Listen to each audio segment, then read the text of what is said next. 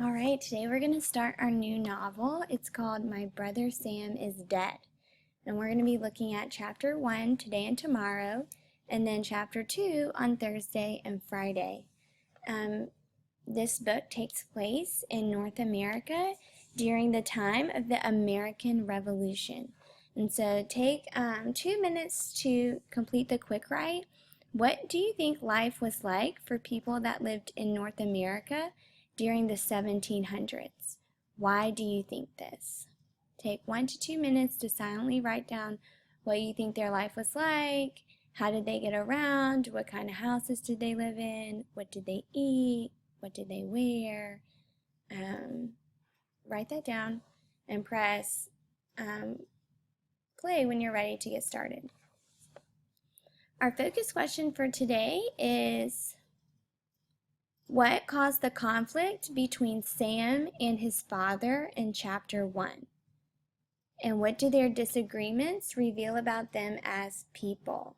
So we're going to be focusing on 2 characters today, Sam and his father. And I really want you to focus on, like, what are they arguing about and what kind of people are they?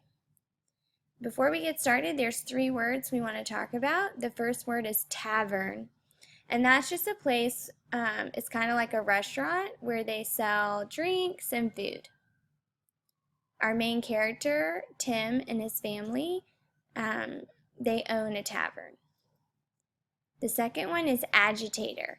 That's someone who really moves a crowd. They get people fired up. And so we have Gaston from Beauty and the Beast. He's agitating the crowd. He's getting people all riled up.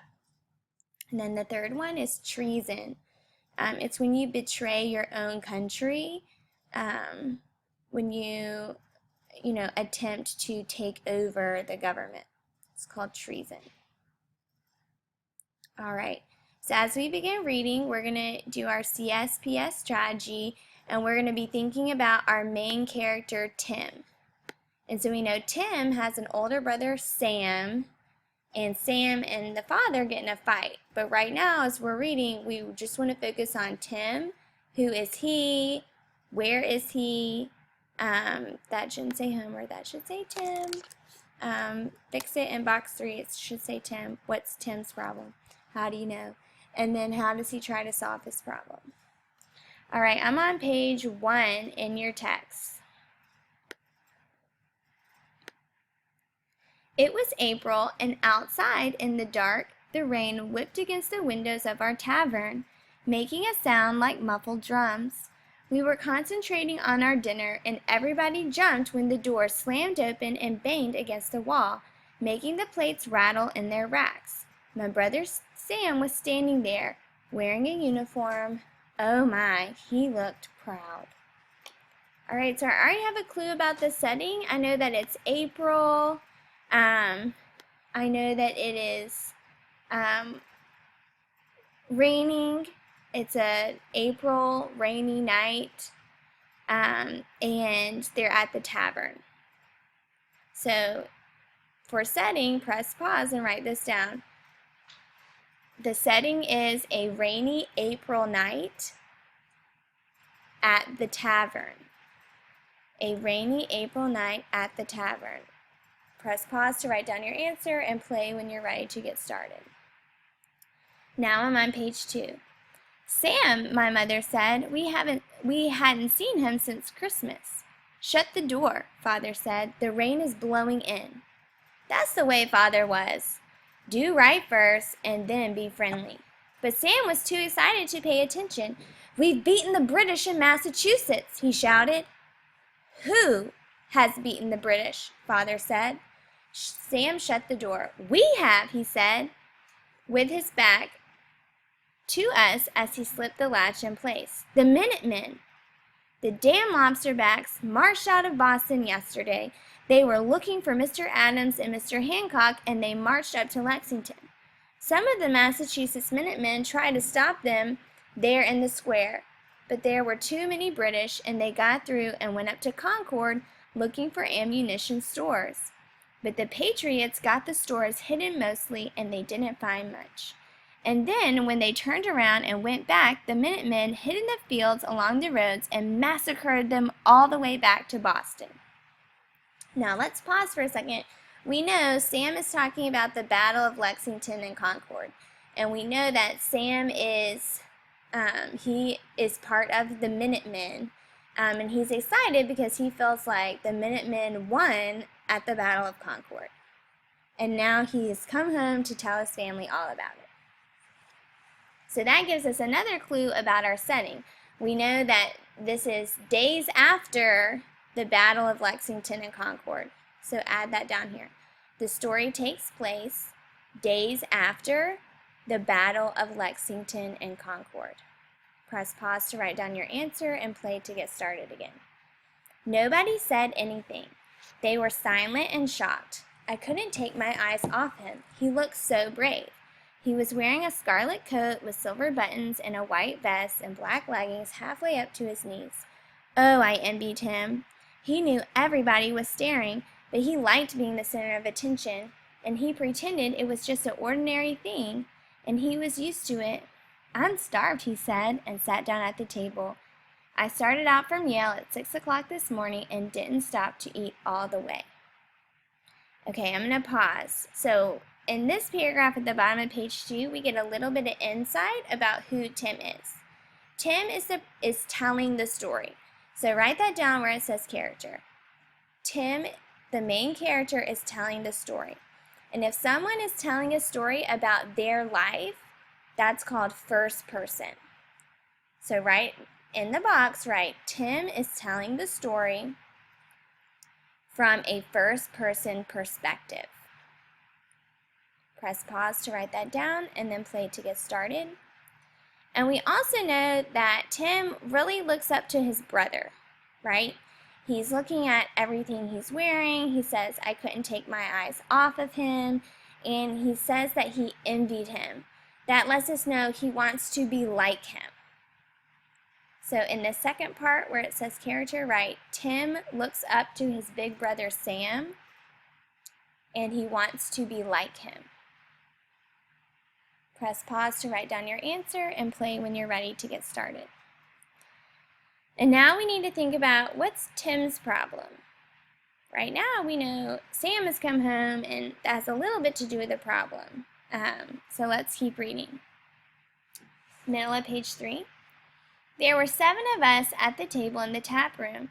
Mother and Father and me were there. Then there was the minister, Mr. Beach, who lived in Newton, but spent Saturday night here in Reading, so he could preach in our church early Sunday morning. Then there was a couple of farmers from Reading Center I didn't know, and of course Sam. But still, they all sat silent. I guess they figured that it was up to Father to speak first, seeing as Sam was his son. I'm going to pause right here because in this paragraph we learned the town that Tim's family lives in, and the town is Reading. Okay, and that's a town in Connecticut. So add that to your box about setting somewhere in here. Tim's family lives in Reading. Okay, let's keep reading to find his problem. Mother got up, fetched a plate from the rack, and filled it with stew from the iron pot on the fire. Then she drew Sam a pot of beer from the tap and put it all down in front of him. He was hungry, and he bent over his plate and began shoving in the food as fast as he could. Don't eat like that, Father snapped. Sam looked embarrassed and sat up straight. All right now, Father said. Tell us the news again in an orderly manner. Father had a temper, and I could see he was trying hard not to lose it. Sam dug his spoon into the stew and started to fill his mouth. But suddenly he realized if he began talking with his mouth full, Father would yell at him again, so he put the spoonful of stew back on his plate. Well, it's hard to tell it orderly, Father. There are so many rumors around New Haven that last night... I thought it would be like that, Father said. No, it's true about the fighting, Sam said. Captain Arnold told us himself. Captain Arnold? Captain Benedict Arnold. He's captain of the governor's second foot guard. He looked down at his stew. That's my company. He looked up and gave Father a quick sort of scared look. That explains the fancy dress, I imagine, Father said. Captain Arnold designed the uniform.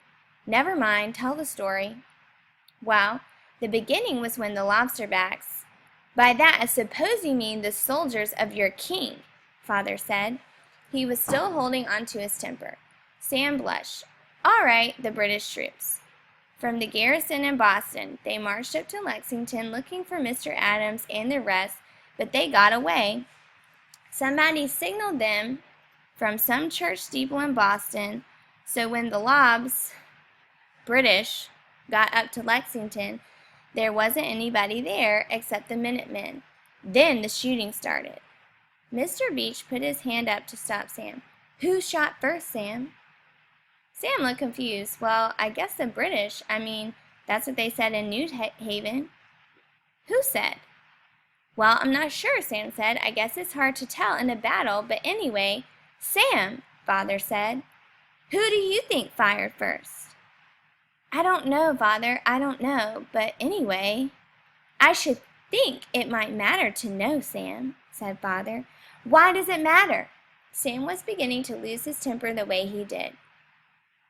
What right have the lobsterbacks to be here anyway? I thought it was pretty funny that he kept calling the British lobsterbacks when he was dressed in red, too.